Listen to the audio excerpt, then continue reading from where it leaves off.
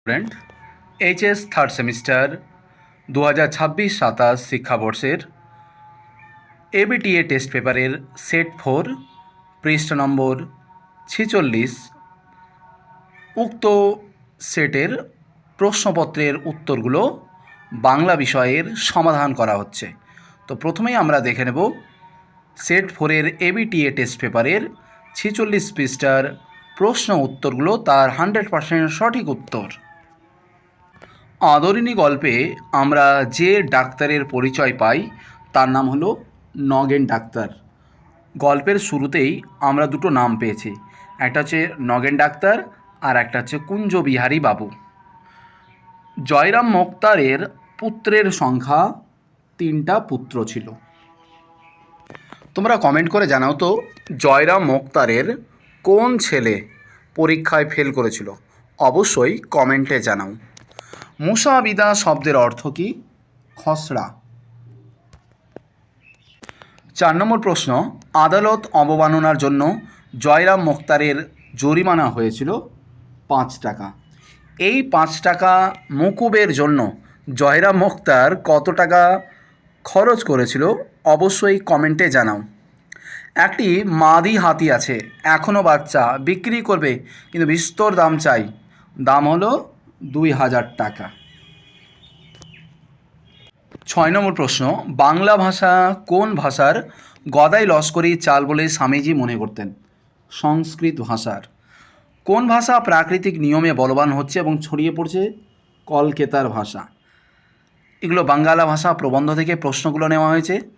স্বাভাবিক ভাষা বলতে স্বামীজি বুঝিয়েছেন দৈনন্দিন জীবনের মুখের ভাষা।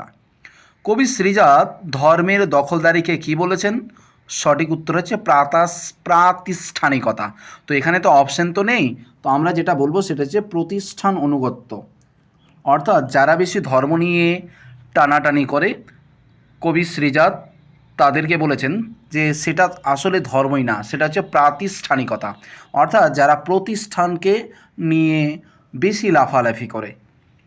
আব্দুল করিম খাঁ একজন সঙ্গীত শিল্পী, অর্থাৎ গায়ক, তিনি গান করতেন, সঙ্গীত শিল্পী। তোমরা কমেন্টে জানাও তো গার্সিয়া লোরকা এর ধর্ম কী ছিল, অবশ্যই কমেন্টে জানাও। আলোচনা কেমন লাগছে অবশ্যই কমেন্ট করে জানাবে।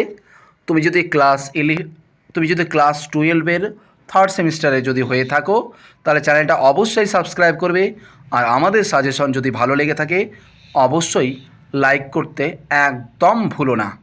আর তোমার কাছে এবিটিএ টেস্ট পেপার থাকলে থার্ড সেমিস্টার 2026-27-এর প্রশ্নগুলো মার্ক করবে, যদি না থাকে তাহলে খাতায় নোটস করবে।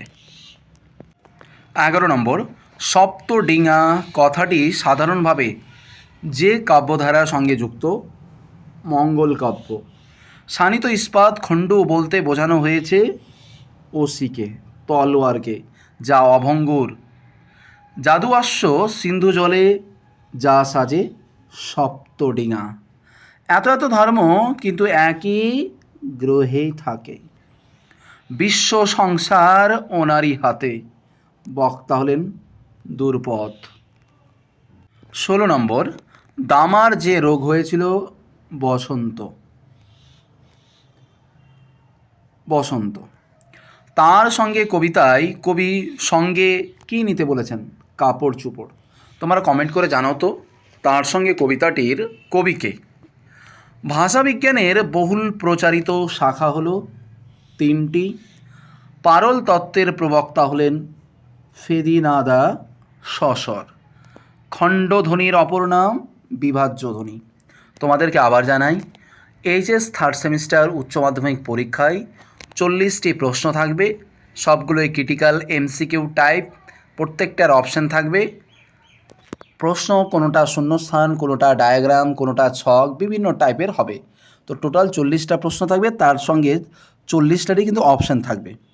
তো জেনারেলি 1 থেকে 25 পর্যন্ত বাংলা টেক্সট বইয়ের প্রশ্ন থাকবে, আর বাকি অর্থাৎ 15টা প্রশ্ন কিন্তু ব্যাকরণ, তার সঙ্গে বাংলা সাহিত্যের ইতিহাস থেকে।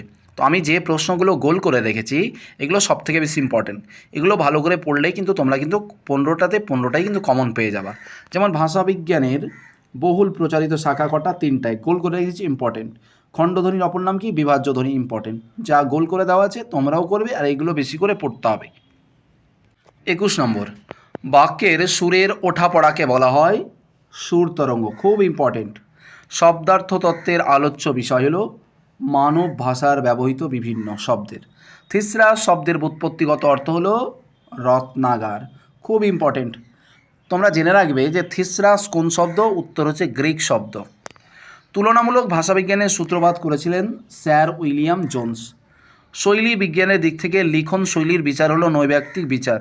স্যামুয়েল ওয়েসলি একেই বলেছেন চিন্তার পোশাক।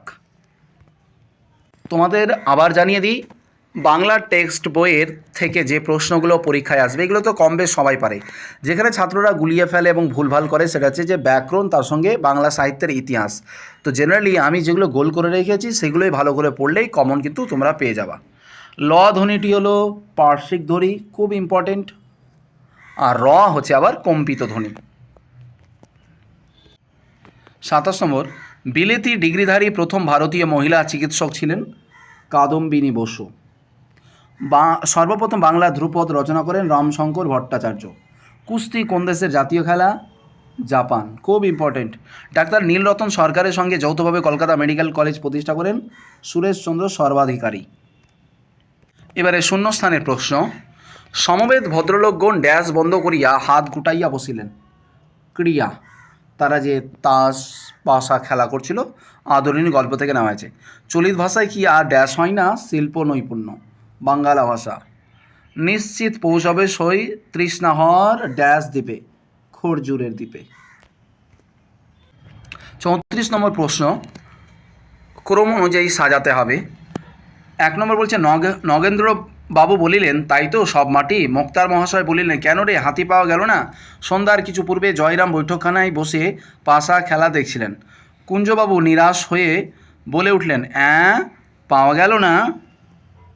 তো এই ঘটনার ক্ষেত্রে প্রথমে যেটা ঘটছে সেটা হচ্ছে 3 নম্বরটা আগে ঘটবে, তারপরে 4 নম্বর। তো অপশান টেস্ট করি তাহলে। তো সঠিক উত্তর হচ্ছে 34 প্রশ্নের সঠিক উত্তর হচ্ছে অপশান এ।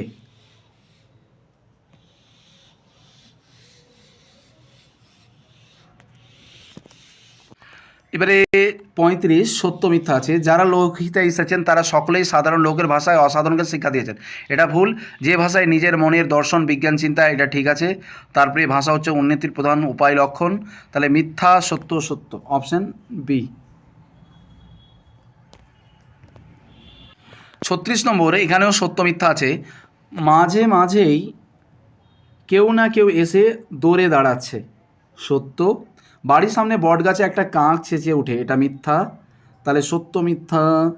আচ্ছা, আর একটু দেখি, দূরপথ গজগজ করে আপন মনে, সত্য মিথ্যা সত্য। আর এ হলো শ্রাবণ মাস, সারা আকাশ ঢাকা, তাহলে এটাও সত্য, অপশান বি। এবারে প্রশ্ন, স্তম্ভ মেলাও, ক স্তম্ভ খ স্তম্ভ।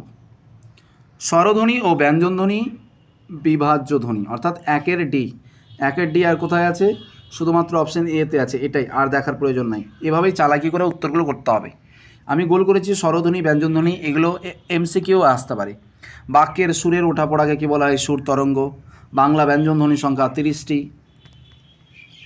38 নম্বরের আবার স্তম্ভর প্রশ্ন, গ্রাম ছাড়া ওই রাঙামাটির পথ, এটা বলেছিল রবীন্দ্রনাথ ঠাকুর।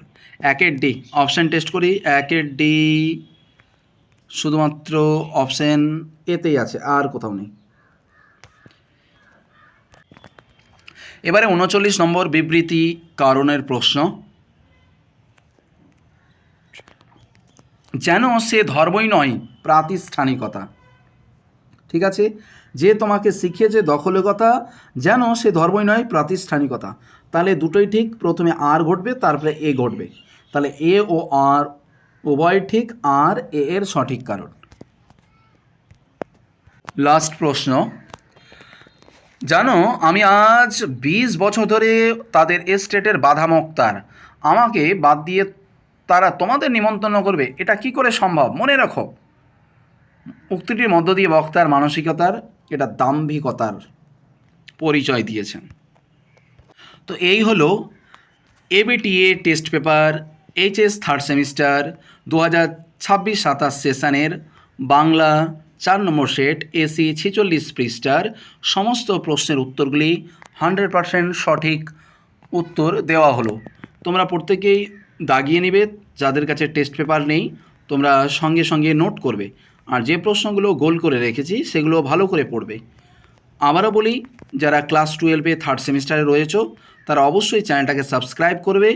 যদি আলোচনা ভালো লেগে থাকে অবশ্যই লাইক করবে, আর যে সমস্ত প্রশ্নগুলো দিয়েছি তোমরা কমেন্টে উত্তর জানাতে একদম ভুলবে না। পরবর্তী সেটের আলোচনা পেতে অবশ্যই চ্যানেলটা সাবস্ক্রাইব করে রাখো।